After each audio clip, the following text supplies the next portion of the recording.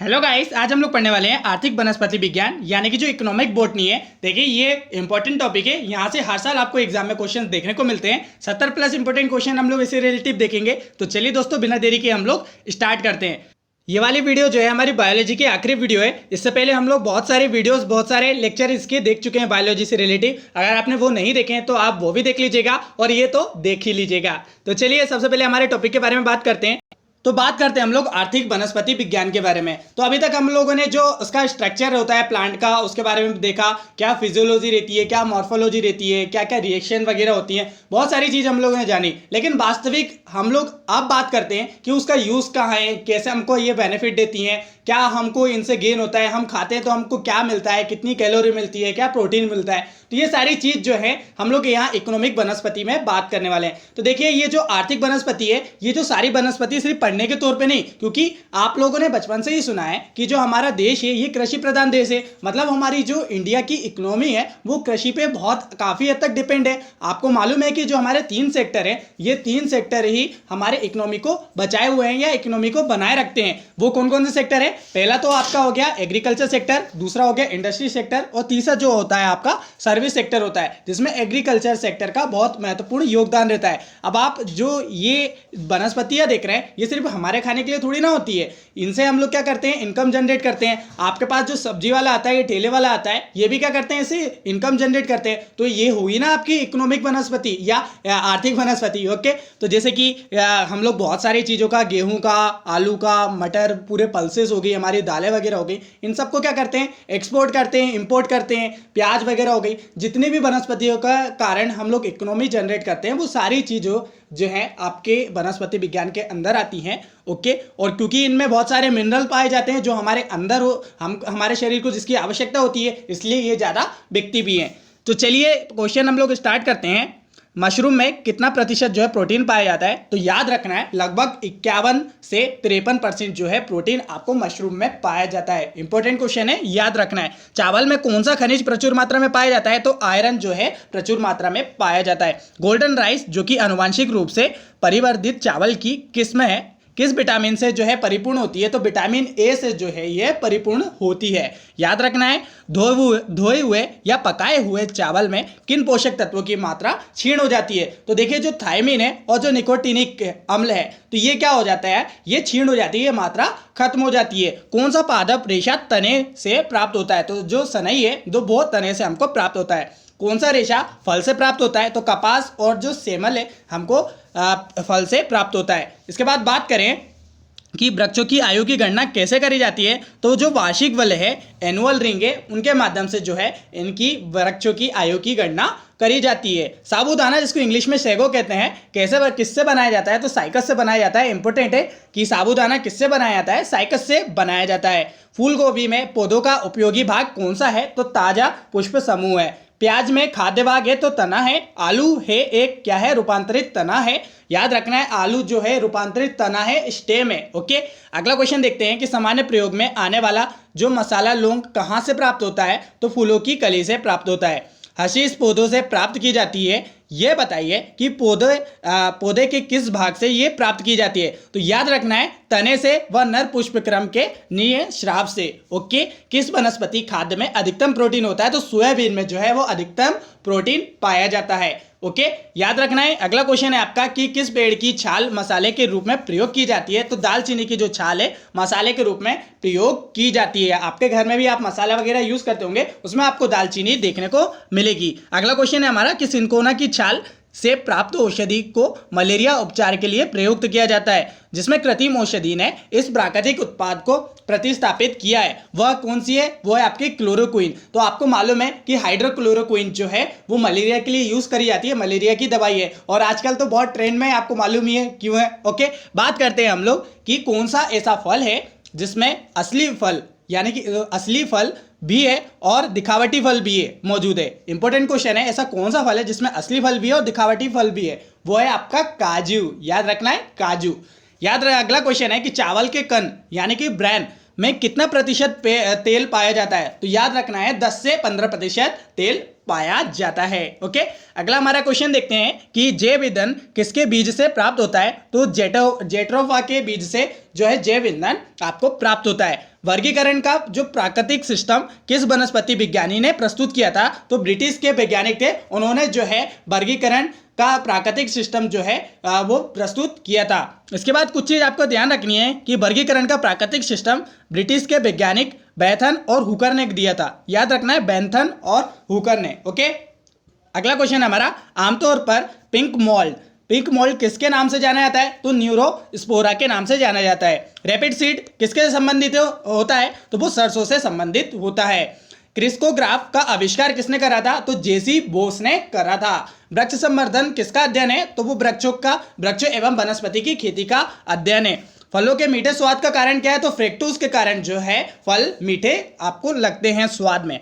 एक आलू कंद को 2 आधे भाग में काटा गया है व इसमें एक कटे भाग के पृष्ठ में आयोडीन विलयन के कुछ बूंदें गिराई गई हैं। इसमें किस रंग का जो है परिवर्तन देखा जा सकता है? तो देखिए, भूरे से जो है नीलाभ व काला। ओके, अगला क्वेश्चन है कि समुद्री खरपतवार में मुख्यतः क्या पाया जाता है? तो आयोडीन जो है समुद्री खरपतवार में पाया जाता है। भारी मात्रा में एल्कोहल पीने वाले जो लोग हैं प्रायः मरते हैं। तो किससे मरते हैं? सिरोसिस से मरते हैं। चाय की पत्तियों में सबसे अधिक महत्वपूर्ण उद्दीपक है, तो वो है कैफीन। 12वीं कंपोस्टिंग के लिए कंपोस्टिंग मिश्रण की अधिकतम आर्द्रता मात्रा है वो है 65%। फॉसिल ईंधन यानी कि जीवाश्म ईंधन पेट्रोल को संपूरित करने के लिए किण्वन द्वारा प्राप्त जीवोजी स्रोत है, तो वो है एथेनॉल। एफ्लाविश किससे बनते हैं? तो कवक से बनते हैं। याद रखना है, एफ्लाविश किससे बनते हैं? कवक से बनते हैं। वार्मिंग कंपोस्टिंग किससे की जाती है? तो कृमि जो है, कृमि से वार्मिंग कंपोस्टिंग करी जाती है।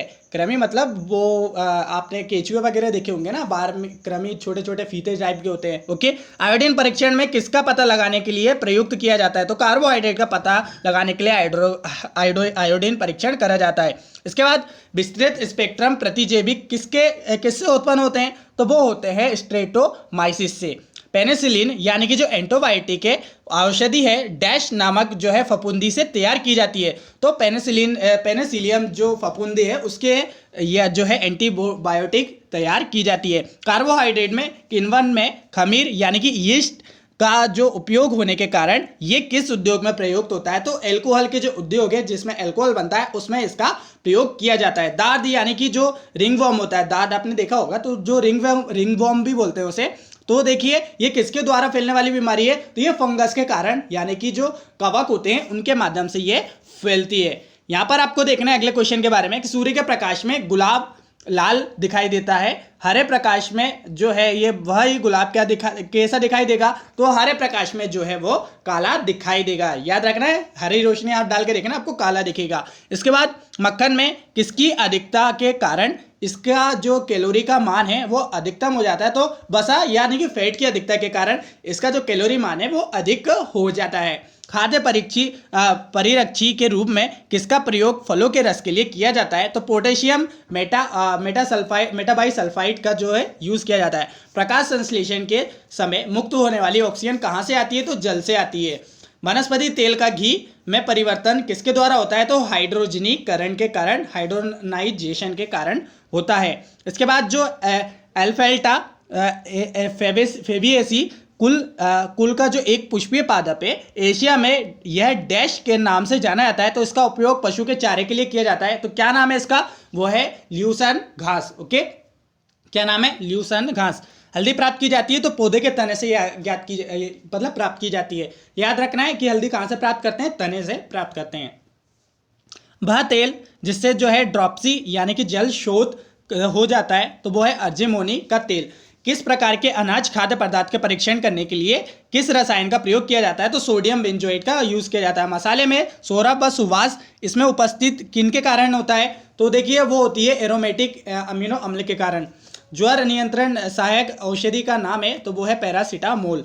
ओके, बात करें अगले क्वेश्चन के बारे में कि हड्डियों का प्रयोग उर्वरक के रूप में करने से पौधों की किसकी कमी दूर की जा सकती है? तो फास्फोरस की कमी दूर की जा सकती है। किसी वृक्ष की आयु निर्धारण डैश के आधार पर किया जाता है? तो विकास वलय के आधार पर करी जाती है। पौधों में रस आरोहण चढ़ाव किसके माध्यम से होता है? तो जाइलम के माध्यम से होता है। गेहूं डैश जड़ वाला पौधा है, तो वो झकड़ा या रेशेदार वाला जो है पौधा है। नारियल संयुक्त पण वाला पौधा है, तो इसके वैज्ञानिक का नाम क्या था? तो देखिए इसका जो वैज्ञानिक थे वो है फोकस न्यूसीफेरा, याद रखना है, इंपॉर्टेंट है। अगला क्वेश्चन हम लोग देखते हैं हमारा कि पौधों में जड़ों के मार्ग से पानी पहुंचाने का कारण डैश होता है? तो वो कोशिकत्व होता है। अदरक होता है क्या? रूपांतरित तना होता है। स्टेपोमाइसिन की खोज किसने करी थी? तो वॉक्समैन ने करी थी। यीस्ट से कौन सा विटामिन प्राप्त किया जा सकता है? तो विटामिन बी यीस्ट से प्राप्त होता है।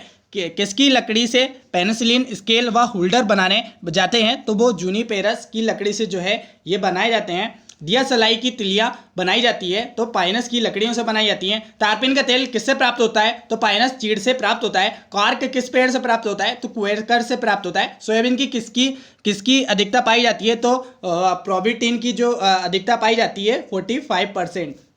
अगला क्वेश्चन देखते हैं कि पालक के पत्तों में किसकी मात्रा सबसे अधिक पाई जाती है? तो आयरन की मात्रा सबसे अधिक पाई जाती है। पपीता मुख्यतः कौन सा विटामिन पाया जाता है? तो विटामिन ए पाया जाता है। अलसी किसकी प्रचुर स्रोत है? तो वो ओमेगा 3 यानी कि जो बसीय अम्ल है उसका स्रोत है। पुदीना में किस भाग में तेल का जो है अधिक प्रतिशत पाया जाता है? तो पत्ती में तेल का अधिक प्रतिशत पाया जाता है। धनिया में उपयोगी अंश होते हैं, तो पत्ते व सूखे फल होते हैं। क्विनैन जो मलेरिया के लिए एक प्रमुख औषधि है जो प्राप्त की जाती है, तो वो आवृत बीजी जो पादप है। आवृत बीजी मतलब वह बीज जो कि कवर हो यानी कि ढके हुए हों। जो अगला क्वेश्चन है कि नोस्कापिन किससे प्राप्त होता है? तो पोस्ता पॉपी से प्राप्त होता है। और टेटोइन प्राप्त होता है वो अफीम पोस्ता से प्राप्त होता है। एजोला जो कि जैव उर्वरक है। ओके, अगला क्वेश्चन है कि कौन से सूक्ष्मजीव जैव उर्वरक के रूप में प्रयोग किए जाते हैं? तो साइनोबैक्टीरिया जो है जैव उर्वरक के रूप में यूज किए जाते हैं। सोयाबीन के नत्रजन स्तरीकरण के लिए जिम्मेदार बैक्टीरिया है, तो राइजोबियम जेपोनिकम जो है उसके लिए इंपॉर्टेंट है। ओके, तो फाइनली ये हमारा लेक्चर जो है वो एंड होता है। और कॉन्ग्रेचुलेशन कि आप लोगों ने भी यहाँ तक जो है अच्छा साथ निभाया और वीडियोस को देखा। तो अब हम लोग जल्दी से हमारा केमिस्ट्री और फिजिक्स है उसको भी कवर कर लेंगे। ओके, तो मिलते हैं अगली वीडियो में, तब तक के लिए जय हिंद जय भारत।